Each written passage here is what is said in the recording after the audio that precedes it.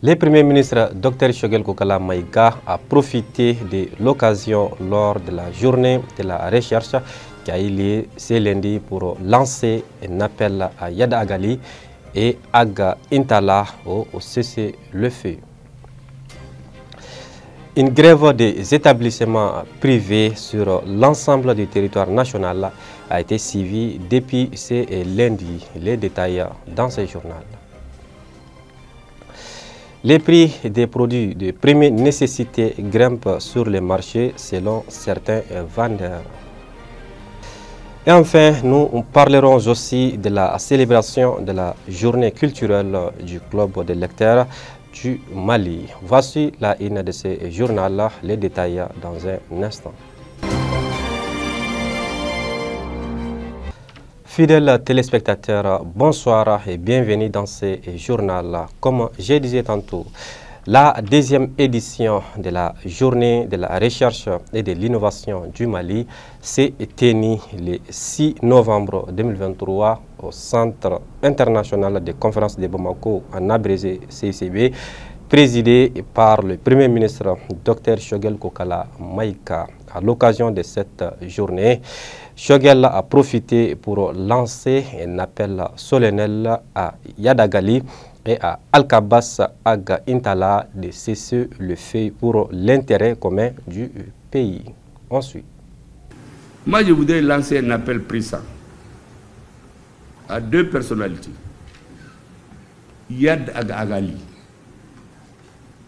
C'est un Malien, il a fait ses premières du lycée ici, il est allé en Libye après.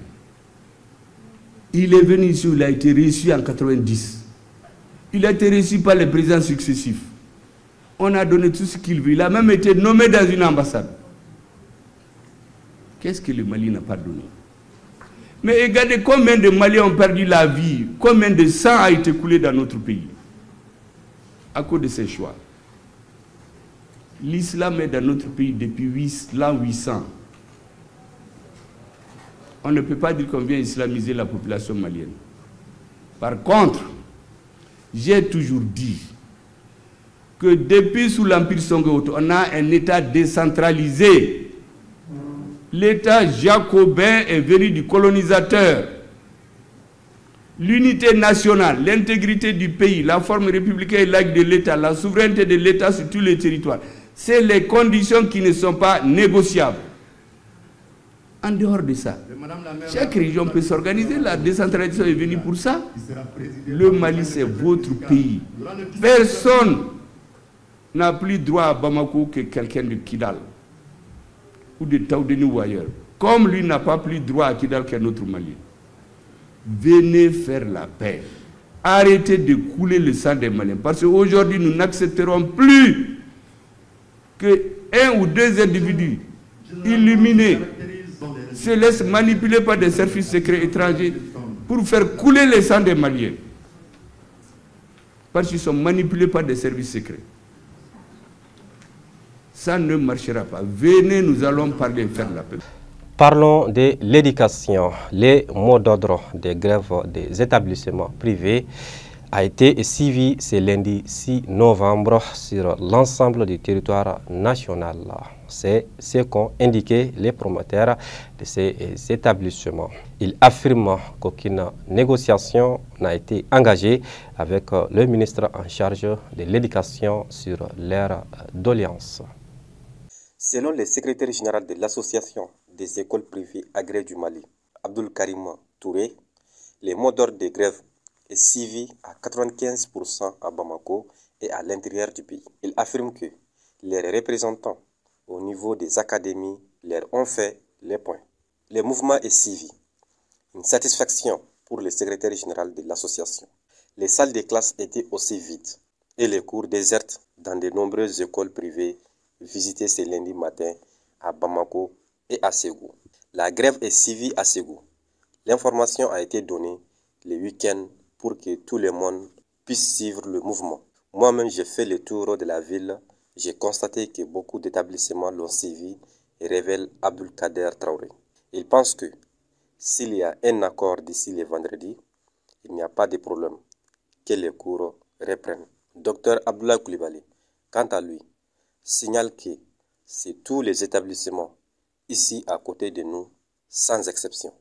À présent, on n'a pas pu avoir les frais scolaires, alors que les frais scolaires et les demi-bourses, c'est pour le fonctionnement même de l'établissement, poursuit Dr Koulibaly. Les responsables précisent que cette cessation de travail qui a commencé le lundi 6 novembre 2023 doit prendre fin le vendredi 10 novembre 2023 à 18h30.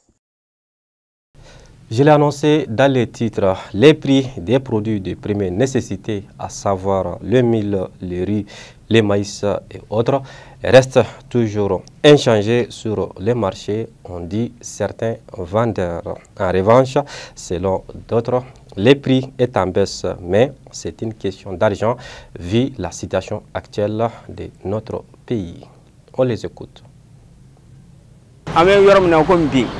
De nos jours, ce qui nous gêne un peu est la vente du maïs. Le prix est très cher et les clients se fâchent et nous accusent à tort. Aujourd'hui, le prix du maïs varie entre 400 francs et 250 francs.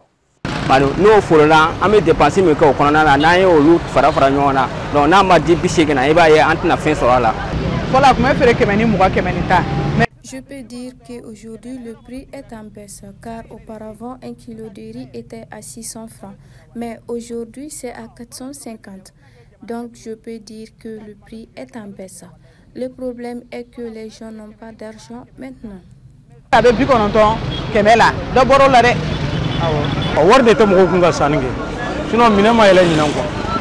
mon avis, c'est une question d'argent.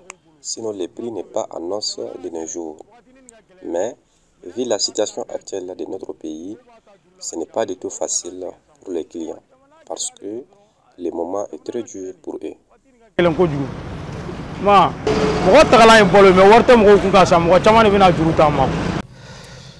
À présent, place à l'actualité internationale. Maïmouna Maïga nous en dit plus. Nous débutons l'actualité internationale au Sénégal. Le chef de l'État Macky Sall qui a décidé de ne pas briguer un troisième mandat a adressé un message d'adieu aux forces armées sénégalaises. En marge de la journée nationale des forces armées, le président de la République Macky Sall a fait ses adieux à la grande famille des armées au camp Djal Diop. L'état-major général des armées sénégalaises, situé à quelques centaines de mètres du palais présidentiel. Partons en Guinée-Conakry, les autorités offrent une récompense de plus de 35 millions de francs CFA pour la capture du colonel Claude Puvis, radié de l'armée suite à son évasion de prison le 4 novembre dernier. La tête du colonel Claude Puvis, toujours en cavale, a été mise à prix par le ministère de la Justice et des Droits de l'Homme. Ainsi, une récompense de 500 millions de francs guinéens équivalent à plus de 35 millions de francs CFA est offerte pour toute information menant à la capture du dernier ancien haut responsable sous le régime de Dadis Camara, sorti de prison au cours d'une opération commando. Et enfin, au Burkina Faso, le Conseil des ministres réuni ce mercredi en séance ordinaire sous la présidence du capitaine Ibrahim Traoré, président de la transition, a examiné plusieurs dossiers et adopté d'autres. Au titre du ministère de l'Énergie, des Mines et des Carrières, le Conseil a autorisé le retrait des permis d'exploitation des mines de Perkoa, Guiro, Yehu et Kalsaka. Après la crise qui a secoué la mine de Perkoa et malgré les efforts d'accompagnement de l'État, la mine n'a pu reprendre ses travaux. Et c'est ce qui met fin à l'actualité internationale d'aujourd'hui. Retour à l'actualité nationale. Comme je vous le disais dans les titres, sous le haut parrainage de M. Ousmane Diarra et Mme Sangaré Nana Koulibaly, a eu lieu ce samedi la journée culturelle du club des lecteurs du Mali à la Bibliothèque nationale. Le thème retenu de cette journée est le livre face aux crises.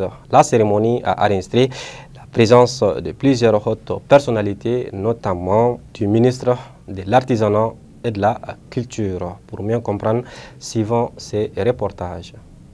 Amadou Guindo, le représentant du ministre de l'artisanat, et de la culture dans son intervention, n'a pas manqué de saluer et d'encourager les membres du club des lecteurs pour tous ces efforts consentis pendant ces 10 années.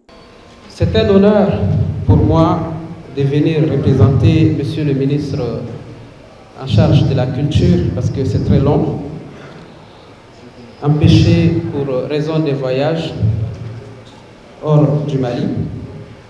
Je voudrais saluer les initiateurs pour la constance et la résilience qui ont permis de tenir pendant au moins 10 ans. Les membres fondateurs l'ont dit, c'est depuis 2013 qu'existe ce club dans sa dimension, dans son format actuel. Et M. Ousmane Diarra l'a rappelé, avant ce club, il a existé 2 autres. Le thème que vous avez choisi cette année est un thème très pertinent et original. Quant au président du club des lecteurs Siaka Koulibaly, il s'est prononcé sur l'importance de la lecture tout en commençant par ces mots de bienvenue. Monsieur le représentant du ministre de l'Éducation nationale, Monsieur le parrain de la journée culturelle du club des lecteurs du Mali, Ousmane Diarra, Madame la marraine de la journée culturelle du club des lecteurs du Mali, Madame Sangaré Nana Koulibaly, présidente de la CAFO, Monsieur Patrick Pérez, conseiller de coopération et action culturelle à l'ambassade de France, Monsieur le représentant de la directrice déléguée de l'Institut français, Monsieur le directeur de la Bibliothèque nationale, Monsieur Moussa Mara, ancien Premier ministre et ancien parrain de la 3e édition de la journée culturelle du club des lecteurs ou son représentant, Mesdames et Messieurs, les acteurs de la chaîne du livre au Mali, notamment les éditeurs, les écrivains, les lecteurs, les libraires, les médiathécaires et les lecteurs. Mesdames et Messieurs, les présidents des associations et clubs de promotion de la lecture et de l'écriture au Mali. Chers enseignants et élèves des lycées partenaires, chers invités, Mesdames et Messieurs, en vos rangs, grades et qualités, tout protocole observé, bonjour et soyez les bienvenus. Nous nous retrouvons ce samedi 4 novembre 2023 pour la célébration de la journée culturelle du club des lecteurs, couplée à celle des 10 ans d'existence de ce dit club. En effet, le club des lecteurs du Mali, créé en 2013 par quelques amoureux du livre, a pour objectif de promouvoir la lecture et la culture de l'excellence. Spécifiquement, il vise à susciter l'éveil des consciences pour la cause de la lecture, créer un espace de réflexion et d'échange entre les lecteurs, favoriser l'intégration culturelle des jeunes, rehausser le niveau des lecteurs. Une nation qui lit est une nation qui gagne, a dit Nelson Mandela. Et c'est dans cette optique que ces jeunes se sont donnés corps et âme à la lecture, dans l'intention d'apporter leur petite pierre à l'édifice de la nation. Lire, c'est boire et manger. L'esprit qui ne lit pas maigrit comme un corps qui ne mange pas, disait Victor Hugo. Sur ce, nous fermons cette édition. Merci à vous de l'avoir suivi et passez un bon week-end en compagnie de nos programmes. Au revoir.